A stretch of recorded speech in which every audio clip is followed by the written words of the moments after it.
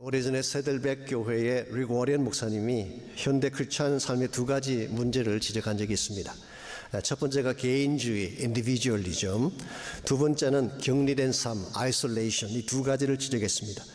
나만 챙기면 된다는 개인주의가 당연히 서로의 분리를 낳을 수밖에 없죠. 격리된 삶의 패턴을 낳을 수밖에 없고, 이와 같은 것이 반복되게 되면 크리스찬 삶이 건강해지지 못한다, 그런 지적을 했었습니다.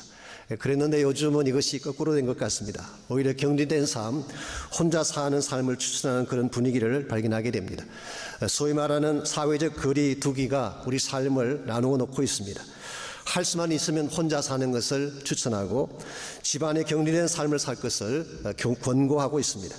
직장 근무도 집안에서 해야 되고, 교회 모임도 가정에서 모여야 되고, 친구도 식당에서 만날 수가 없고, 카페에서 모이는 것도 금지가 되어 있습니다. 홍마켓 같은 곳에 갈 일이 있어도 6피트 거리 이상 떨어져야만 되는 이 나눔의 삶을 경험하게 되죠. 최근에는 외출할 때 반드시 마스크를 착용해야 되기 때문에 서로 얼굴을 대면하여 대화하는 것조차 어렵게 되었습니다. 이와 같이 사회적 거리 두기를 강조하다 보니까 여러 가지 많은 형상들이 우리 삶 속에 일어나고 있습니다. 어떤 측면에서는 좀 편리한 면도 있습니다. 입으로 사람들과 말을 섞지 않아도 되고, 또 사람들을 만나지 않으니까 남의 욕하는 죄를 지을 필요가 없죠. 과거에는 모이면 뒷담화도 하고 가십도 했는데 지금 그럴 이유가 전혀 없습니다. 차들이 안 다니니까 트래픽이 하나도 없고, LA 공기가 그렇게 맑을 수가 없어요. 여자분들의 경우는 마스크를 해야 되니까 굳이 얼굴 화장에 신경 쓸 필요가 없습니다. 얼굴의 3분의 1을 가려야 되는데 화장해서 뭐 하겠습니까? 그러다 보니 옷 입는 것도 쉬워졌어요. 캐주얼한 것 아무 것이나 입어도 되는 그런 분위기가 됐습니다. 이것을 전문용어로 꾸안꾸 스타일이라 그렇게 부르는데요. 꾸안꾸, 꾸민 듯 안 꾸민 듯, 이와 같이 마음껏 캐주얼하게 나가도 괜찮은 이런 시대가 오늘 우리가 사는 이 시대가 됐습니다. 그러나 이 사회적 거리두기가 가져온 아픔도 굉장히 많습니다. 혼자서, 그것도 집안에만 있다 보니까 답답하기도 하고 마음이 다운되기도 하고, 심지어는 우울증에 걸리는 경우도 있습니다. 가장 가슴 아픈 현상은 코로나를 앓을 경우에 병원에 가족이 방문하는 것 자체가 허락되지 않는다고 합니다. 얼마 전 뉴욕타임즈에 보스턴에 있던 한 여자 의사 한 분이 글을 기고했는데요. 그분은 하버드 의과대학의 패컬티로 섬기고 보스턴에 있는 한 병원의 ICU에서 근무하시는 그런 분이십니다. 그 글의 제목이 뭔지 아십니까? When you die of coronavirus, you die alone. 당신이 만일 코로나 바이러스 때문에 죽어야 된다면 홀로 눈을 감아야 된다. 실제로 그녀가 근무하는 병원에 한 노인이 임종을 하시는데 아무런 가족도 찾아올 수가 없었어요. 결국 마지막 호흡기를 뗄 때에 빈 의자를 물끄러미 바라보시다가 숨 거두는 모습을 보았다고 기재를 했습니다. 이 얼마나 아픈 현실입니까? 저희 교회 제인 전도사님도 지난 주간에 할머니가 양로병원에서 돌아가셨는데 가족 중에 누구도 면회가 허락이 안 돼서 홀로 마지막을 보냈다는 이야기를 들었습니다. 우리 제인 전도사의 말씀에 하면 She said it was the saddest part of all. 모든 것 중에 가장 가슴 아픈 일이 이와 같은 것이었다, 그런 고백하는 걸 제가 들었습니다. 오늘 이 세상은 사회적 거리두기를 강조하고 있습니다. Physically, socially 서로 멀리 떨어져 살라고 권면을 하고 있습니다. 자, 그렇다고 해서 크리스찬 삶 자체도 이와 같이 거리를 두어야 될까요? 성경은 그렇게 말하고 있지 않습니다. 성경은 우리 모두가 하나님 사랑 안에서 하나가 될 것을 강조하고 있습니다. 크리스찬 삶의 본질은 죄악 때문에 갈라지고 깨어졌던 우리 인간을 하나님이 다시 하나 되게 하신 것. 그러므로 성경이 제시하는 참된 크리스찬 삶의 본질은 사랑 안에서, 성령 안에서 하나가 되는 것입니다. 하나님께서 예수를 땅에 보내신 목적이 무엇인가요?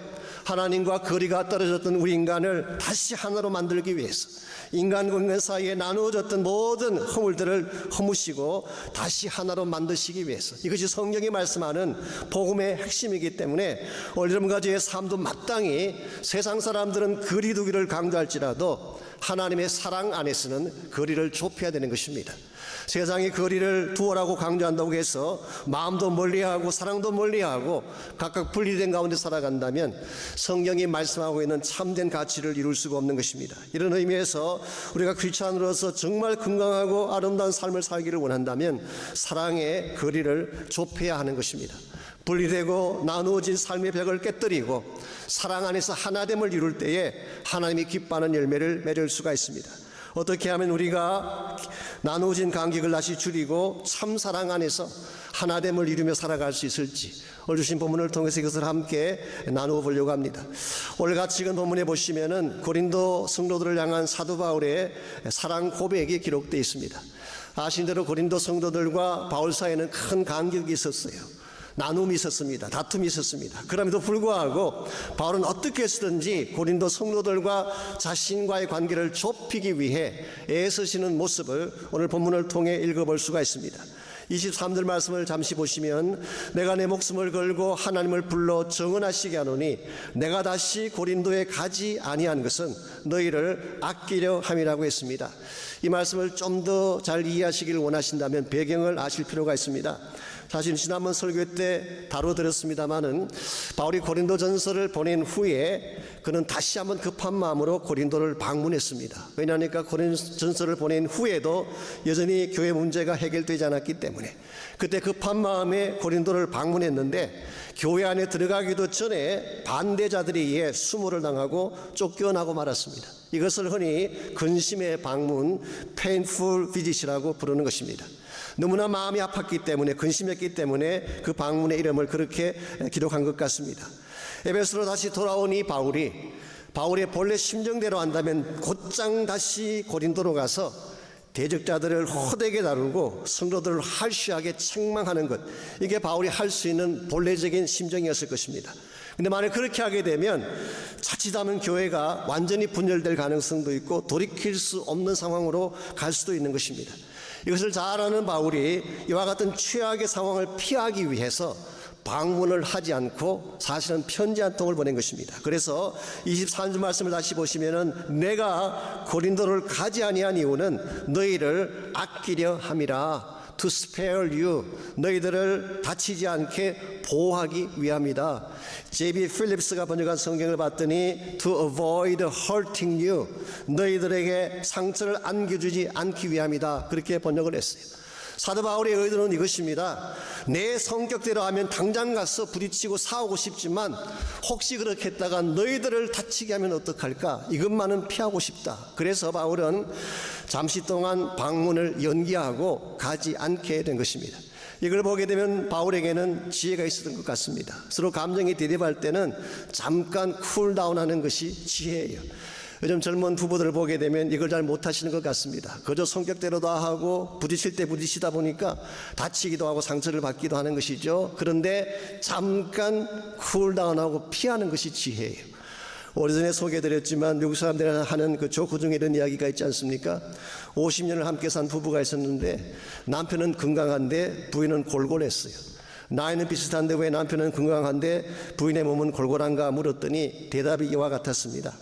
저희들이 결혼할 때 약속한 것이 하나 있습니다. 살다가 둘이 서로 싸울 일이 생기게 되면 두 사람 중에 잘못한 사람이 바깥으로 나가서 30분을 걷고 들어오기로 약속을 했습니다.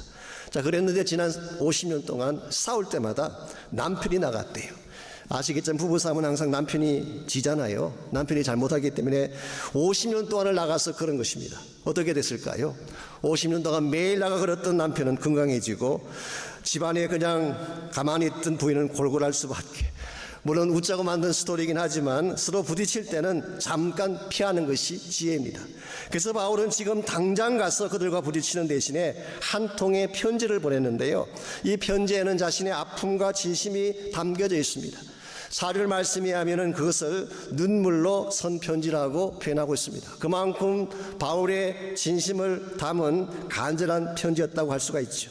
이 편지는 에베소에 있을 때 바울이 쓴 것 같고요. 아마 디도 편에 고린도로 보낸 것 같습니다. 이 편지는 지금 남아있지 않습니다. 언젠가도 말씀드렸지만 바울이 고린도에 보낸 편지는 2통이 아니라 사실은 4통이었어요. 제일 첫 번째 선 편지가 고린도 전서를 쓰기 전에 우리 흔히 말하는 previous letter, 사전 편지라는 것이 있습니다. 고린도 전서 5장 9절에 보게 되면 내가 너에게 쓴 편지에는 이런 표현이 나와요. 자, 고린도 전서를 적으면서 본인이 쓴 편지 이야기하는 것은 고린도전서 전에 또 한 편의 편지가 있다는 것을 알려주는 것이죠. 이걸 우리가 previous letter라고 합니다. 두 번째 선 편지가 고린도전서, 이것을 우리가 목회 편지라고 부르죠. 그리고 세 번째 선 편지가 오늘 본문에 소개되고 있는 눈물의 편지, 그리고 마지막 네 번째로 보낸 것이 우리가 지금 공부하고 있는 고린도 후서가 된 것입니다. 지금 현재 신약 성경에는 고린도전서, 고린도후서 두 개만 남아있지만 원래는 눈물의 편지가 있었습니다. 4절 말씀 보시게 되면 이 편지를 보낸 이유가 나와 있습니다. 오직 내가 너희를 향하여 넘치는 사랑이 있음을 너희로 알게 하려 함이라. 쉽게 표현하면 나는 아직도 너희들을 사랑하고 있다, 내 사랑은 변함이 없다, 이 사실을 전달하기 위해서 선 편지라는 것입니다. 아까도 말씀드렸지만 바울과 고린도 교회 관계는 여러 가지 면에서 거리가 참 멀었습니다. 마음도 나뉘어져 있었고 생각과 뜻도 달랐습니다. 더구나 지금 바울은 에베소에 있고 그들은 고린도에 있지 않습니까? 지리적인 거리를 계산하자면 600km가 넘는 거리예요. 더구나 그것도 바다 건너편에 있는 것입니다. 분명히 physically, socially, even mentally 그들의 거리는 멀고 멀었습니다. 그럼에도 불구하고 바울의 메시지는 이것입니다. 이와 같이 physically, socially 거리가 멀리 떨어져 있지만 너희들을 향한 나의 사랑은 가까이 있다, 변함이 없다, 여전히 너희들을 사랑한다, 이 메시지를 전달하기 위해서 눈물의 편지를 보낸 것입니다. 저는 여기에 굉장히 중요한 크리스찬 삶의 가치가 있다고 생각합니다. 살다 보게 되면 부딪힐 때가 있죠. 또 본의 아니게 멀리 떨어져야 되는 경우도 있습니다. 그럴지라도 나의 사랑만은 변질되지 아니하고 문제가 있음에도 불구하고 나누어짐이 있음에도 불구하고 한 마음으로 나아가기 시작할 때, 사랑으로 달려가기 시작할 때에 오히려 깨어진 관계가 회복되어지고 치유가 일어나게 되는 것입니다. 이런 의미에서 요즘 세상은 사회적 거리두기를 캠페인하고 있지만 여러분과 저는 사랑의 거리 없애기를 캠페인해야 될 줄 믿습니다. 사랑에는 거리가 있을 수 없습니다. 사랑의 거리는 제로예요. 하나님께서 우리를 사랑하실 때에 하나님과 우리 사이에 아무런 막힘이 없도록 하신 것이 사랑의 본질이기 때문에 사랑의 거리는 제로가 돼야 하는 것입니다. 하나님과 우리 관계도 마찬가지고 이웃거리 관계도 마찬가지. 세상은 점점 멀어지고 나눠질 것을 강조하고 있는지 모르지만 여러분과 저는 더 가까이 나아가고 하나가 되어져서 하나님의 거룩한 목적을 이루어야지 하나님이 기뻐하시는 크리스찬답게 살아갈 수가 있습니다. 이런 의미에서 우리가 물어야 될 질문은 이것입니다. 오늘 이 시대는 나눔과 격리를 강조하는 시대인데 이와 같은 세대 속에서 우리가 어떻게 하면 사랑의 거리를 줄일 수가 있을까? 할 수만 있다면 사랑의 거리를 제로로 만들 수가 있을까? 여기에 대한 몇 가지 비결을 오늘 본문을 통해서 함께 정리해 보려고 합니다. 우리가 사랑의 거리를 좁히려면 제일 첫 번째로 동기가 건강해야 됩니다. 이 참된 사랑은 항상 동기가 순수하고 아름답습니다. 그러나 왜곡된 사랑에는 불순한 동기가 개입되는 경우가 많죠. 이 불순한 동기가 개입되면 관계가 깨어지는 것입니다. 24절 말씀을 보시기 바랍니다. 사도 바울이 이와 같이 방문을 연기하고 편지를 보낸 그 이유를, 동기를 오늘 24절이 소개하고 있습니다. 우리가 너희 믿음을 주관하라는 것이 아니요 오직 너희 기쁨을 돕는 자가 되려 함이라. 여기서 주관한다 이 말의 뜻이 바로 컨트롤한다 그런 뜻이에요. 컨트롤한다. 헬라말 원어는 큐리에우오, 이 큐리오스란 단어가 롤드, 주님이란 단어죠. 그런데 동사형인 큐리에오가 되면 다스린다, 룰한다, 도미네이트한다, 혹은 to take control한다 그런 뜻을 가지고 있는 것입니다. 확대 성경이 있습니다. Amplified Bible은 이렇게 번역을 했어요. Rule like dictators. 마치 독재자처럼 군림한다 그렇게 번역했어요.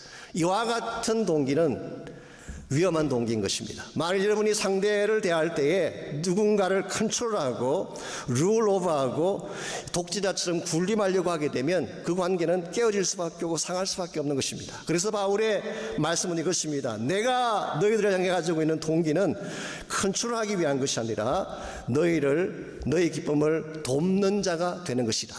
너희들의 기쁨이 충만할 수 있도록 도와주는 자가 되고 싶다. 이것이 바울의 열망이고 바울의 동기였습니다. 영어로 표현하면 not to control but to serve.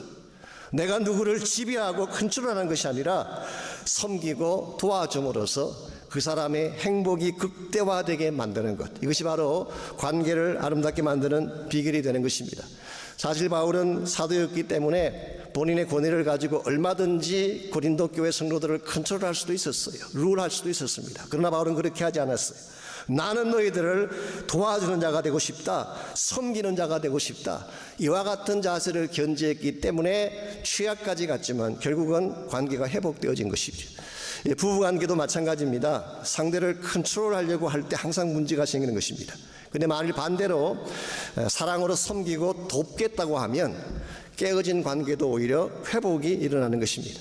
창세기 2장 18절에 보면 하나님이 여자를 창조하실 때 돕는 배필로 만드셨다 이렇게 기록되어 있어요. 돕는 배필이라는 이 단어가 helper란 뜻입니다. 돕는 자라는 뜻인데요. 킹 제임스 버전은 조금 다르게 번역을 했어요. 이 helpmeet이라고 번역했습니다. 이걸 제가 굳이 한국식으로 좀 번역을 하자면은 가장 적합한 도움자다 그런 뜻이에요. 하나님이 짝지어 주신 배필이니까 이보다 더 적절한 도움자가 어디 있겠어요? 여러분 그렇게 생각 안 하십니까? 다른 분들은 모르겠지만 최소한 저는 우리 와이프를 볼 때 진짜 가장 적합한 도움자다 이 확신이 저에게 있어요. 잘 돕고 계십니다. 잘 섬기고 있으세요. 자, 그랬는데 창세기 3장 16절을 보시면은 타락한 후에 이것이 변질되게 됩니다.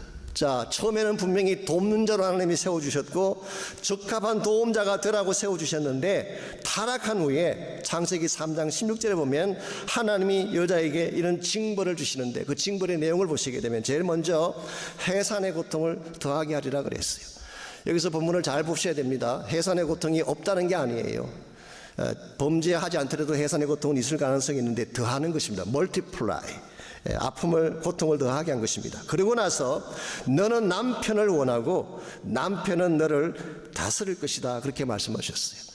옛날 번역인 개역 한글에서는 남편을 사모하고 남편은 너를 다스린다 그렇게 번역했어요. 어떤 성경학자는 이것을 여자가 남편을 디펜드하게 될 것을 말하는 것이다. 심지어 어떤 분들은 여자가 성적으로 남편을 사모하게 된다 그렇게 해석하는 분도 계시는데 제 개인 생각은 좀 다릅니다. 왜냐하면 히브리 원문을 보시게 되면 사실은 이렇게 되어 있습니다. 그냥 원문 그대로를 번역해 드리면 toward your husband, your desire. 동사가 없어요. 비동사가 없습니다. 그냥 너의 남편을 향하여 너의 열망이 있다 그렇게. 그래서 어떤 영어 성경은 your desire shall be to your husband. 너의 마음에는 모든 열방은 남편을 향하고 있다 그렇게 번역을 했어요. 이걸 쉽게 표현하면 여자가 남편을 장악하고 독점해서 자기 뜻대로 하고 싶어한다 그런 뜻이에요. 어떤 분은 이 말을 이렇게 잘 요약했습니다. She wanna be in charge. 그가 잡겠다는 것입니다. 그가 in charge 하겠다는 것입니다. 그래서 New Living Translation은 아예 그 창세기 그 본문을 이렇게 번역을 했습니다. You will desire to control your husband. 너는 앞으로 너의 남편을 컨트롤하고 싶어 할 것이다. But he will rule over you. 그러나 그 남편은 너를 다스리게 될 것이다. 여러분 아내는 남편을 컨트롤하려고 하고 남편은 아내를 다스리려고 하면 일어날 수 있는 필연적 결과가 뭘까요? ongoing conflict. 계속적인 다툼 외에는 다른 길이 없습니다. 이건 하나님이 원래 디자인하신 관계성의 그림이 아니에요. 이 존 파이프 목사님의 말씀 빌리자면 이것은 죄성이 가져온 가장 어글리한 픽처가 아닐 수가 없습니다. 오래전에 한국에서 유행했던 간 큰 남자 시리즈니 공처가 시리즈니 이게 다 이런 문맥에서 나온 것 아니겠습니까? 아내를 똑바로 쳐다봤다고 두들겨 맞고 말대꾸했다고 두들겨 맞고 어떤 나이 드신 노인 한 분은 아침에 눈 뜬다고 두들겨 맞고 왜 깼냐는 것이죠. 미국에도 유사한 그런 조크가 없는 것은 아닙니다. 한 사회학회 연구의 보고에 하면은 여자의 궁극적 꿈은 두 남자를 한꺼번에 얻는 것이래요. 꿈속에서 한 남자는 음식을 만들고 있고 또 한 남자는 청소를 하고 있는 거. 이게 여자분들의 꿈이래요. 한마디로 말하면 자기중심적인 본인의 니드를 채워주는 쪽에 모든 포커스가 맞춰져 있는 이와 같은 상태에서는 아름다운 관계가 만들어질 수가 없어요. 우리 안에는 다 동일하게 이와 같은 sinful desire가 있어요. 상대를 주관하고 싶어하고 컨트롤하고 싶어하고 내수하에 두고 싶어하는 이와 같은 욕심이 있는데 이것을 내려놓고 not to control but to serve. 내가 누구를 지배하는 것이 아니라 섬기고 도와주려고 할 때 그때 관계가 아름답게 회복되는 것입니다. 두 번째로 사랑의 거리를 좁혀가려면 결단이 분명해야 됩니다. 이 바른 결단이 바른 관계를 만드는 것입니다. 2장 1절 말씀 보시면은 고린도 교회를 향해 가졌던 사도 바울의 결단이 다음과 같이 소개되어 있습니다. 내가 다시는 너희에게 근심 중에 나아가지 아니하기로 스스로 결심하였다. 영어 성경 보시면 I determined not to come to you again in pain 혹은 in sorrow. 근심 중에 슬픔 가운데 다시는 너에게 나아가지 아니하기도 determine했다, 결단했다, 그렇게 표현했어요. 그래서 근심 중에 나아간다는 이 표현은 아까 말씀드린 근심의 방문을 말하는 것입니다. painful visit. 사도 바울은 이미 근심의 방문을 통해서 개인적으로도 상처를 받았지만 고린도 교회에도 데미지를 안겼어요. 이 상황을 나중에 성도들이 듣고 나서 당황해하기도 하고 힘들어하기도 하고 사도 바울을 며느리에 쫓아낸 이 사건에 대해서 교회 자체 내에서도 많은 어려운 문제가 생긴 것입니다. 바울은 이걸 알고 있었어요. 그래서 다시 똑같은 상처를 안기는 케이스라면 차라리 내가 가지 않겠다, 그런 뜻입니다. 여러분, 누구를 향해서 상처를 안길 때가 있죠.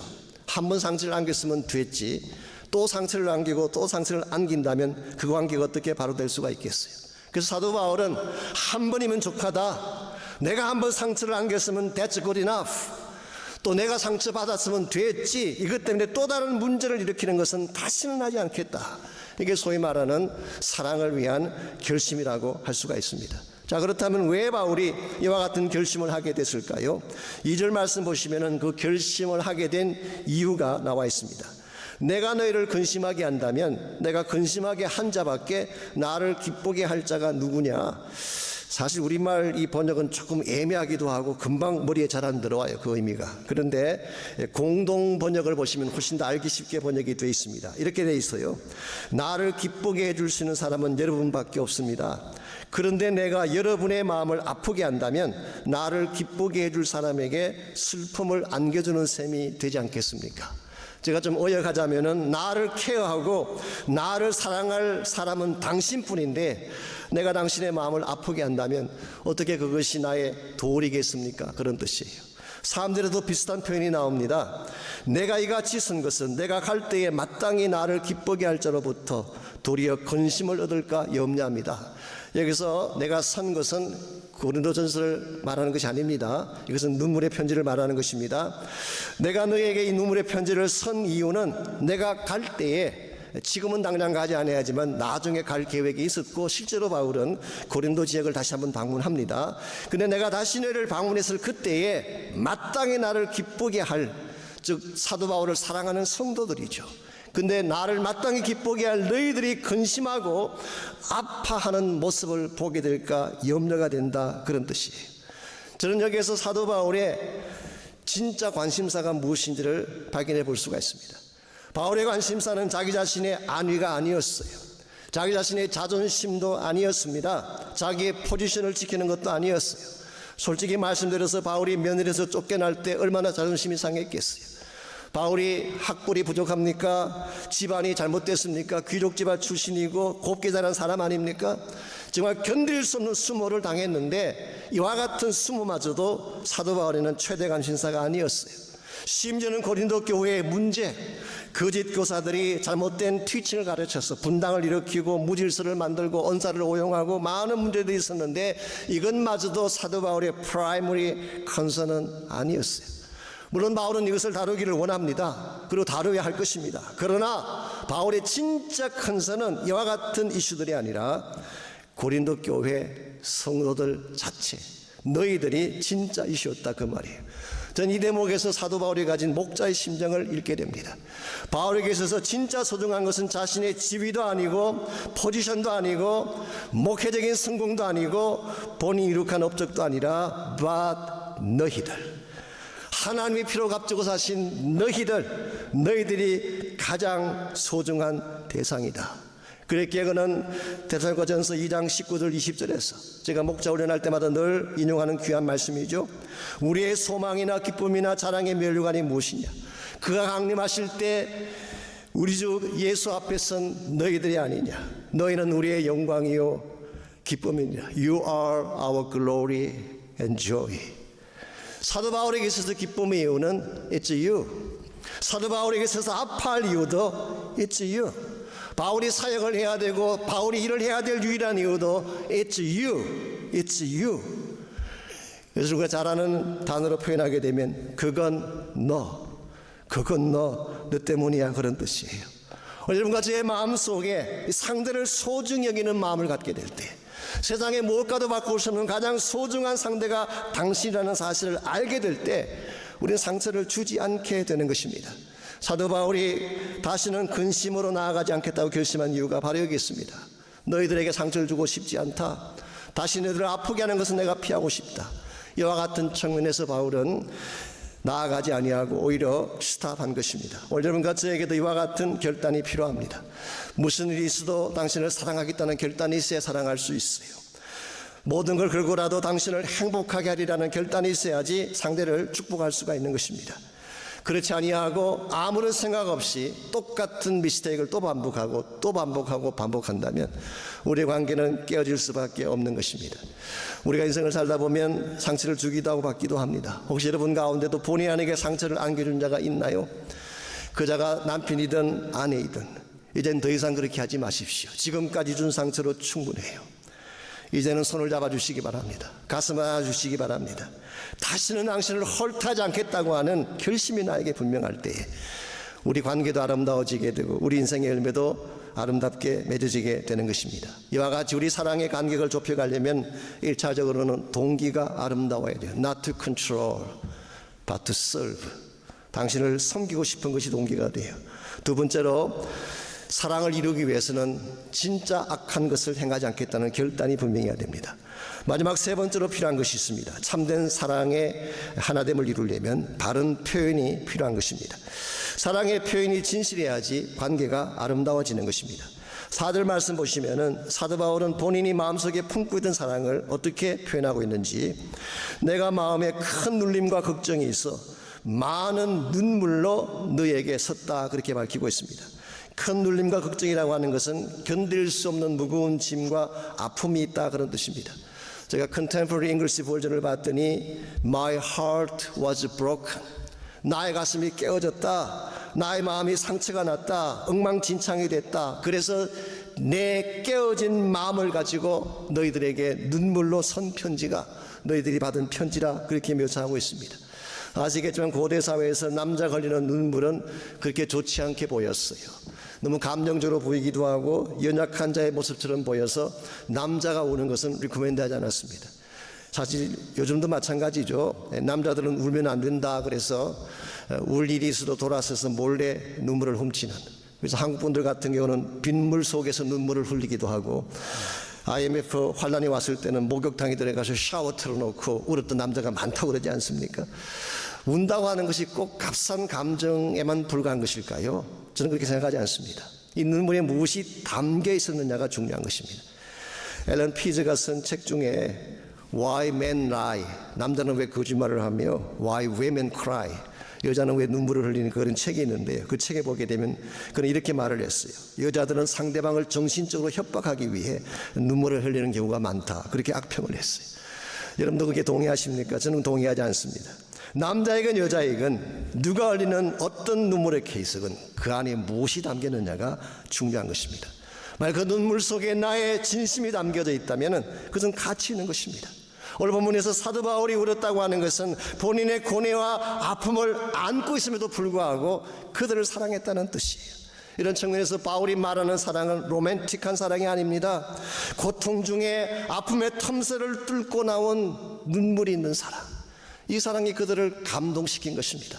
그래서 눈물을 편지를 받은 고린도 교회 대다수가 마음을 돌이키게 되고, 말씀드린 것처럼 그들 중에 머저리티가 하나님께로 돌아오는 아름다운 역사가 일어난 것입니다. 이런 측면에서 참된 사랑에는 진실된 표현이 담겨져 있어야 됩니다. 그때에 변화가 일어나고 역사가 일어나기 때문에, 성경에 의하면 하나님 우리를 사랑하실 때도 눈물이 있었대요. 그것이 바로 십자가 사건입니다.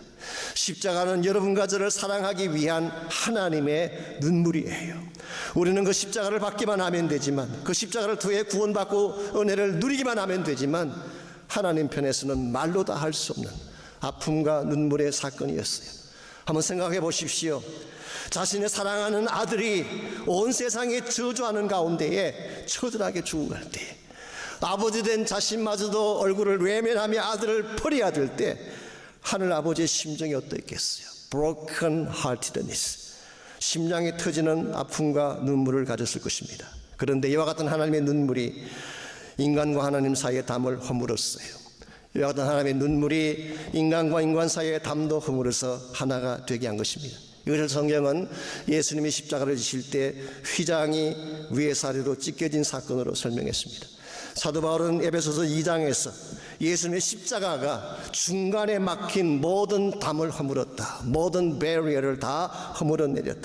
그 결과 이방인과 유대인이 하나가 되고, 남자와 여자가 하나가 되고, 종과 자유자가 하나가 되고, 멀리 있던 자들과 가까이 있는 모든 자들이 다 하나가 되어서 한 하나님의 식구가 된 사건, 이게 바로 십자가가 만든 사건이라고 할 수 있습니다. 여러분과 제 삶 가운데에 참된 회복이 일어나기를 원한다면 십자가가 필요해요. 하나님이 흘리셨던 그 눈물이 우리의 눈물이 될 때에 우리 가정도 하나가 될 수가 있고 세상도 하나가 될 수가 있는 것입니다.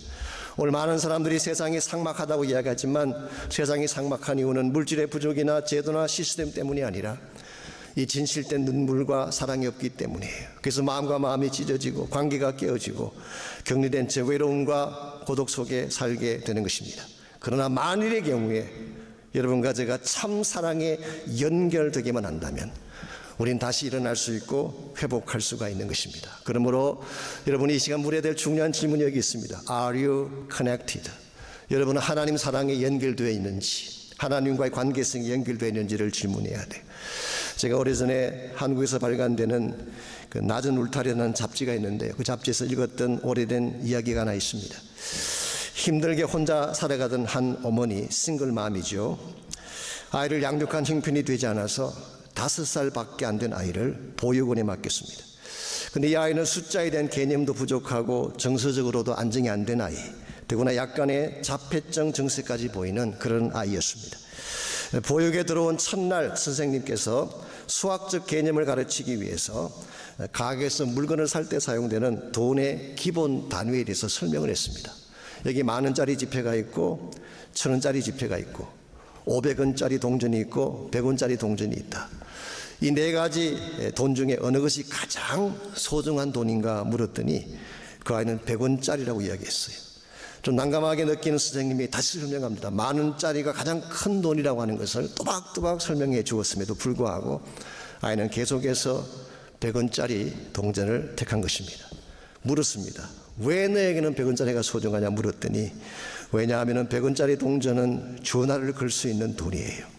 전화를 걸면 우리 엄마 목소리를 들을 수 있거든요. 저는 이 스토리를 읽으면서 정말 마음 한쪽이 찡하게 아파하는 것을 느낀 적이 있습니다. 버림받은 한 아이에게, 사랑이 단절된 아이에게 가장 소중한 것은 화폐 양도 아니고 수학적 논리도 아니고 정교한 계산법도 아니었어요. 이 아이의 최대 관심사는 그리운 엄마, 보고 싶은 엄마, 그 엄마의 목소리를 듣고 그 사랑의 품에 안기는 것입니다. 여러분과 제게 가장 절실한 것도 이것 아닐까요? 우리 모두는 하나님과 단절된 가운데서 홀로 버려지는 자의 삶을 살아왔습니다.